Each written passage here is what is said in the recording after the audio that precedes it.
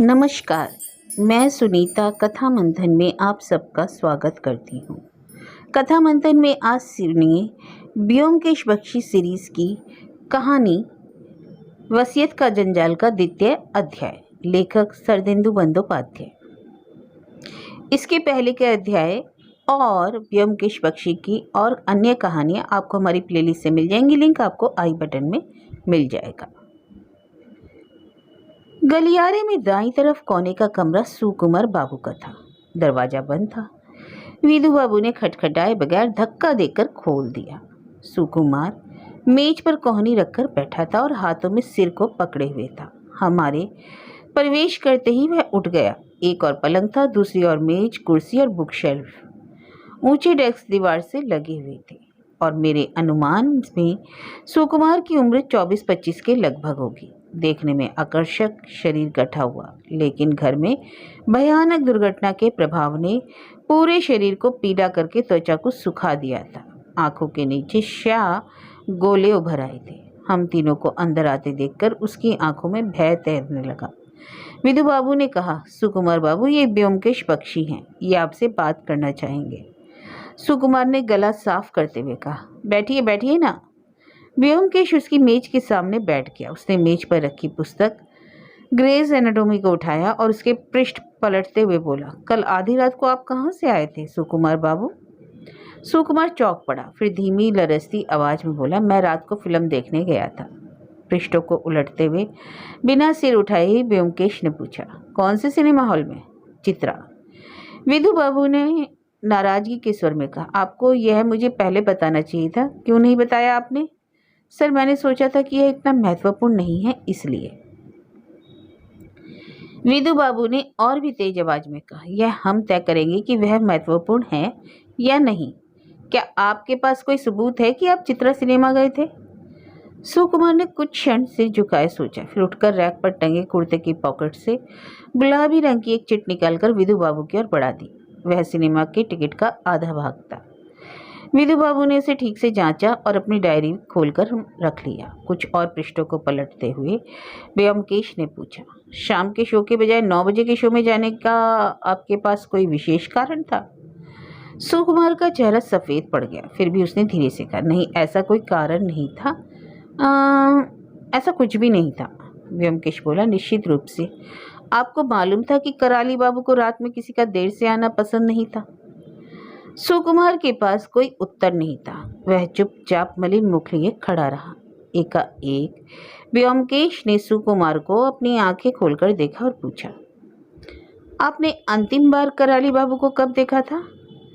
सुकुमार ने मुंह में थूक सटकते हुए कहा, कल शाम को करीब 5 बजे। क्या आप उनके कमरे में गए थे? हाँ। क्यों?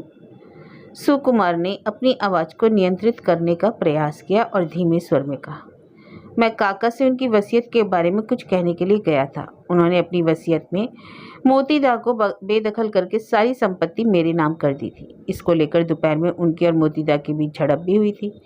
मैं काका के पास यह कहने गया था कि मैं नहीं चाहता कि सारी संपत्ति केवल मेरे नाम की जाए, बल्कि हम सबको बराबर हिस्से में विभाजित कर दी जाए। फिर जब उन्होंने मेरी बात पूरी सुनी तो क्रोध में उन्होंने मुझे कमरे से निकल जाने का आदेश दिया। और आप निकल आए? हाँ। उसके बाद मैं फनी के कमरे में गया। बात करते करते काफ़ी देर हो गई थी। मेरा मन बड़ा विचलित हो रहा था। सोचा क्यों ना कोई फिल्म देख लूं। फनी ने भी मेरे प्रस्ताव का अनुमोदन किया, इसलिए मैं चुपचाप निकल गया, यह सोचकर कि काका को पता भी न चलेगा। प्रत्यक्षतः विधु बाबू सुकुमार की दलील पर पूर्णतः संतुष्ट दिखाई दिए, लेकिन ब्योमकेश के चेहरे पर अब भी शिकन मौजूद थी, जिसे देखकर विधु बाबू ने कुछ उखड़े स्वर में कहा, ब्योमकेश बाबू, आप अपनी मंशा क्यों नहीं बताते? क्या आप सुकुमार बाबू पर हत्यारा होने का शक कर रहे हैं? ब्योमकेश उठ खड़ा हुआ और बोला, अरे अरे, नहीं नहीं नहीं, बिल्कुल नहीं। चलिए हम लोग अब सुकुमार बाबू की बहन के कमरे में चलते हैं। विधु बाबू ने अब रूखी आवाज में कहा, ठीक है चलिए, लेकिन वह बेचारी कुछ नहीं जानती और दरअसल में उस बेचारी लड़की को बेवजह क्या इस सब में घसीटना जरूरी है? मैंने पहले ही उसका बयान ले लिया है। ब्योमकेश ने अनमने स्वर में उत्तर दिया, जी हाँ, जरूर जरूर। फिर भी बस एक बार, यदि मैं। लड़की का कमरा गलियारे के दूसरे छोर पर था। विधु बाबू ने दरवाजा खटखटाया। लगभग आधे घंटे बाद एक 17-18 वर्ष की लड़की ने दरवाजा खोला और हमें देखकर एक और हो गई। कुछ संकोच के साथ हम लोग कमरे के अंदर प्रविष्ट हुए। हमारे पीछे सुकुमार, जो हमारे पीछे पीछे आ रहा था, कमरे में घबराया हुआ और पलंग पर लेट गया। प्रवेश करते समय मैंने लड़की को देख लिया था। वह कद में ऊंची, दुबली और सांवली लड़की थी। बार बार रोने से उसकी आंखें सूज आई थी, इसलिए यह कहना मुश्किल है कि वह सुंदर कही जाएगी या नहीं। उसके बाल उलझे और तितर बितर थे। शोक में डूबी एक लड़की से यूं पूछताछ मेरे लिए भी क्रूरता से कम नहीं थी, और इसके लिए मन ही मन में ब्योमकेश से नाराज भी हो रहा था। लेकिन फिर मैंने ब्योमकेश की आंखों में संकोच के बावजूद एक प्रकार की मजबूरी की झलक भी देखी थी। ब्योमकेश ने विनम्रता से हाथ जोड़कर अभिवादन करते हुए कहा, क्षमा करें, मैं आपको थोड़ा कष्ट दूंगा। मैं समझता हूँ आपको कोई परेशानी नहीं होगी। घर में जब ऐसी दुख भरी घटना घटती है तो और अनेक कठिनाइयों के साथ साथ पुलिस की तफ्तीश जैसी छोटी मोटी दिक्कतें बर्दाश्त करनी पड़ जाती हैं। विधु बाबू ने फौरन विरोध प्रकट किया, बौखलाकर गरजे, पुलिस को क्यों बदनाम करते हैं, आप पुलिस में नहीं हैं। ब्योमकेश ने विधु बाबू की आवाज को अनसुना करते हुए अपने उसी लहजे में कहा, अधिक कुछ नहीं, वही कुछ नियमित प्रश्न, कृपया बैठ जाए। और उसने कुर्सी की ओर संकेत किया। लड़की ने ब्योमकेश को तिरस्कृत नजरों से देखा और शोकग्रस्त टूटी आवाज में बोली, आपको जो पूछना है पूछिए, मैं बैठे बिना ही जवाब दे सकती हूँ। आप बैठना नहीं चाहती तो ठीक है, मैं ही बैठ जाता हूँ। ब्योमकेश ने बैठकर एक नजर कमरे के अंदर डाली। सुकुमार के कमरे की तरह यह भी साधारण रूप से सजा कमरा दिखाई दिया। कहीं किसी प्रकार का आडंबर नहीं। साधारण पलंग, मेज, कुर्सी, एक बुक शेल्फ, एक अतिरिक्त वस्तु केवल दराज वाली ड्रेसिंग टेबल थी। ध्यान हटाने के लिए ब्योमकेश ने कमरे की छत में लगे बीमों को देखते हुए कहा, आप ही हैं जो रोजाना कराली बाबू को सुबह की चाय पहुंचाती थी। लड़की ने हाँ में सिर हिलाया। आपको यह पहले पता नहीं था? विधु बाबू फिर बड़बड़ाए, बेकार के प्रश्न, बिल्कुल व्यर्थ और मूर्खों वाला प्रश्न है ये। ब्योमकेश ने फिर अनसुना करते हुए अपनी बात जारी रखी, क्या कराली बाबू अपने कमरे का दरवाजा रात में खुला ही रखते थे? हाँ, घर में किसी को भी दरवाजा बंद करने की अनुमति नहीं थी। काका भी रात में सोते समय दरवाजा खुला ही रखते थे। अच्छा, तो फिर? और जैसे अब धैर्य का पैमाना चूक गया हो, विधु बाबू चिल्लाए, बस बहुत हुआ, अब चलिए यहाँ से। ऐसी फिजूल सवालों से बेचारी लड़की को परेशान करने की कोई जरूरत नहीं है। आपको पता ही नहीं क्रॉस एग्जामिन कैसे किया जाता है। इस घटना ने ब्योमकेश के चेहरे से विनम्रता के आवरण को उतार फेंका। एक घायल बाघ की तरह विधु बाबू पर टूट पड़ा। उसने कड़कती पर सधी आवाज में कहा, यदि आप इसी तरह मेरे काम में बाधा पहुंचाते रहे तो मुझे कमिश्नर से शिकायत करनी पड़ेगी। आप मेरी जांच पड़ताल में बाधा पहुंचा रहे हैं। क्या आप जानते हैं कि ऐसे केस पुलिस के कार्य क्षेत्र में नहीं पड़ते, बल्कि सीआईडी के होते हैं? विधु बाबू एकदम सन्न रह गए, आश्चर्यचकित, इतना कि कोई उन्हें थप्पड़ भी मार देता तो नहीं होते।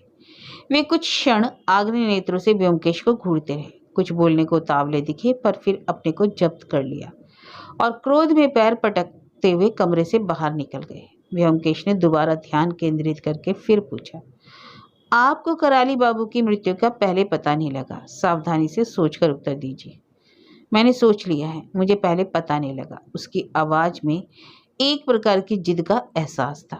ब्योमकेश कुछ देर शांति से बैठा रहा, पर उसकी भ्रुकुटी तनी हुई थी। वह फिर बोले, चलिए अब मुझे यह बताइए कि कराली बाबू चाय में कितनी चीनी पीते थे? लड़की बड़ी बड़ी आंखों से ताकती रही, फिर आहिस्ता से बोली, चीनी? काका अपनी चाय में काफी चीनी पीते थे, 3-4 चम्मच चीनी। दूसरा प्रश्न बंदूक से निकला, बुलेट जैसा था। तब आपने सुबह की चाय में चीनी क्यों नहीं डाली? यह सुनते ही लड़की का चेहरा सूख गया। उसने चारों ओर भय से देखा, फिर अपने होठों को काटते हुए अपने पर नियंत्रण किया और बोली, आज मैं शायद भूल गई, कल से मेरी तबीयत ठीक नहीं थी। क्या कल आप कॉलेज गई थी? हाँ, भर्राई हुई आवाज में अब भी जिद थी।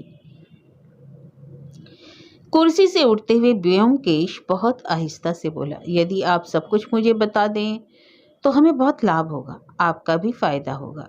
लड़की वैसे ही होठ दबाए खड़ी रही, बोली कुछ नहीं। ब्योमकेश ने दोहराया, बताने की कृपा करेंगी? लड़की ने धीरे से एक एक शब्द नापते हुए कहा, इसके बाद आगे मुझे कुछ नहीं मालूम। ब्योमकेश के मुंह से एक निश्वास निकल गया। बातचीत के दौरान उसकी निगाह मेज पर रखी सिलाई की टोकरी पर पड़ रही थी। वह उठकर उसके पास पहुंच गया। उसने पूछा, मुझे लगता है यह आपकी है? हाँ। ब्योमकेश ने टोकरी को खोलकर देखा। अंदर एक अधूरे मेजपोश के साथ रंगीन धागों के गुच्छे पड़े हैं। ब्योमकेश ने उन गुच्छों को हाथ में उठाया और मन ही मन बड़बड़ाते हुए गिनने लगा। लाल, नीला, काला, अच्छा काला भी। उसने धागों को टोकरी में रखते हुए कुछ और भी ढूंढा। उसने यह तय किए मेजपोश को भी खोलकर देखा कि लड़की को देखते हुए पूछा, सुई कहाँ गई? लड़की तब तक पत्थर की मूर्ति बन चुकी थी। उसके मुंह से केवल एक शब्द निकला, सुई। ब्योमकेश ने कहा, हाँ सुई, जिससे आप सिलाई करती हैं वो कहाँ गई? लड़की कुछ कहना चाहती थी लेकिन कह नहीं पाई। एकाएक वह मुड़ी और दादा शब्द बड़बड़ाती हुई पलंग पर बैठे सुकुमार की ओर दौड़ी और उसकी गोद में सिर रखकर फूट फूट कर रोने लगी। सुकुमार घबरा गया। उसका सिर ऊपर करके कोशिश करते हुए कहता रहा, सत्या, सत्या। सत्यवती ने सिर ऊपर नहीं उठाया। वह रोती रही। ब्योमकेश उन लोगों के पास जाकर धीरे से बोला, आपने ठीक नहीं किया। जानती हैं, आपको मुझे सब कुछ बता देना चाहिए था।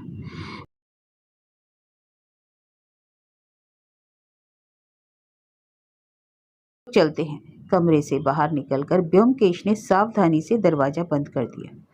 कुछ क्षण के लिए वह खड़ा सोचता रहा, फिर बोला, हाँ, फणी बाबू के कमरे में चलें? मेरे ख्याल से उनका कमरा उधर है। कमरे से बाहर निकलकर ब्योमकेश ने सावधानी से दरवाजा बंद कर दिया। कुछ क्षण के लिए खड़ा सोचता रहा, फिर बोला, हाँ, फणी बाबू के कमरे में चले। मेरे ख्याल से उनका कमरा उधर है। हम लोग गलियारे में कराली बाबू के कमरे को पार कर कोने वाले कमरे के सामने पहुंचे। ब्योमकेश ने दरवाजा खटखटाया। एक 21-22 वर्ष के युवक ने दरवाजा खोला। ब्योमकेश ने पूछा, आप ही फणी बाबू हैं? उसने हाँ में सिर हिलाया। जी, कृपया करके अंदर आ जाइए। उसकी आकृति से यह आभास तो होता था कि उसके शरीर में कहीं दोष है, पर वह कहाँ है यह तुरंत पता नहीं चलता था। उसका शरीर काफी गठा हुआ था, किंतु मुंह पर कष्ट सहने से पैदा होने वाली सलवटें साफ दिखाई देती थी। जैसे ही हम कमरे में घुसे, उसने आगे बढ़कर कुर्सी की ओर इशारा किया। कृपया बैठिए। उसकी चाल से पता चल गया कि दोष उसके दाएं पैर में है। वह बहुत ही पतला, कटे हुए अंग जैसा था, इसलिए चलते समय उसकी चाल में लोच आता था। मैं पलंग के एक ओर बैठ गया और ब्योमकेश दूसरी ओर। ब्योमकेश को देखकर लगा जैसे उचित शब्दों को ढूंढ रहा हो। फिर जरा अन्यमनस्क होकर बोला, मैं समझता हूँ आप ये जान गए होंगे कि पुलिस आपके भाई मोतीलाल पर शक कर रही है। हाँ, मैं जानता हूँ, फनी बोला, पर अपनी ओर से निश्चित रूप से कह सकता हूँ कि दादा बेकसूर है। वह गुस्सेल और झगड़ालू जरूर है, पर काका की हत्या करने की क्षमता नहीं रखते। वसीयत से अपने नाम बेदखल किए जाने के बाद भी। यह संस्कार केवल मोतीदा पर ही नहीं, हम सब पर लागू होता है। तो मोतीदा पर ही शक क्यों किया जाए? ब्योमकेश ने उसके प्रश्न पर ध्यान न देकर कहा, मैं समझता हूँ कि आपने पुलिस को अपना बयान दे दिया होगा, फिर भी मैं कुछ प्रश्न पूछना। फनी कुछ असमंजस में दिखाई दिए। आप पुलिस में नहीं हैं, तो मैंने सोचा शायद सीआईडी के होंगे। ब्योमकेश ने हंसकर कहा, नहीं, मैं केवल सत्य का खोजी हूँ, सत्यान्वेषी। फनी ने सुना तो आश्चर्य में उसकी आंखें बड़ी हो गई। वह बोला, सत्यान्वेषी? ब्योमकेश बाबू? ओह, तो आप ब्योमकेश बख्शी हैं? ब्योमकेश ने सिर हिलाया और बोला, अब मुझे यह बताइए कि कराली बाबू के संबंध में सब लोगों से कैसे थे? दूसरे शब्दों में, किसे वे पसंद करते थे और किसे नापसंद? यह सब कुछ विस्तार में बताएंगे?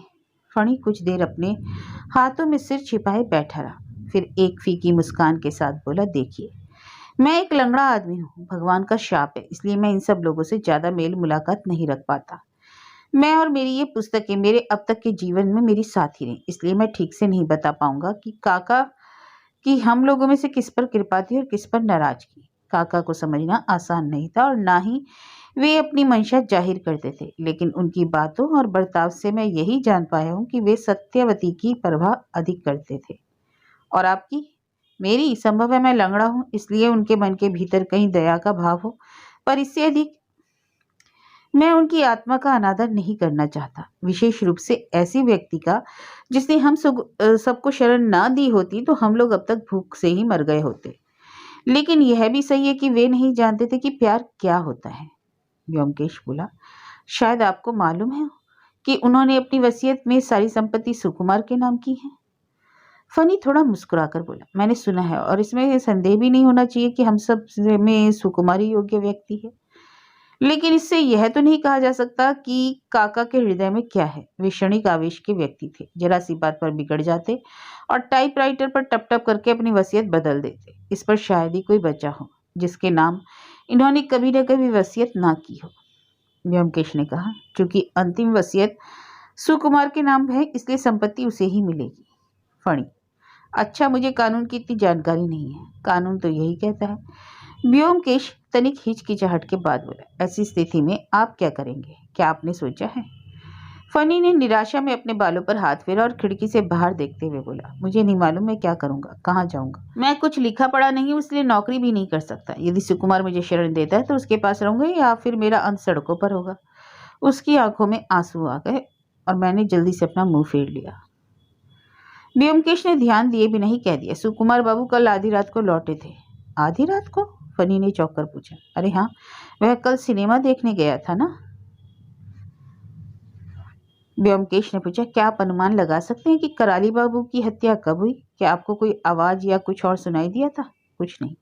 शायद सुबह तड़के? नहीं, उनकी हत्या आधी रात को हुई है। व्योमकेश ने उठकर घड़ी देखी और बोला, ओह 2:30 बज गया, अब काफी है। चलो अजीत, मुझे बहुत भूख लगी है। हम लोगों ने सुबह से वैसे भी कुछ खाया नहीं। अच्छा, नमस्कार।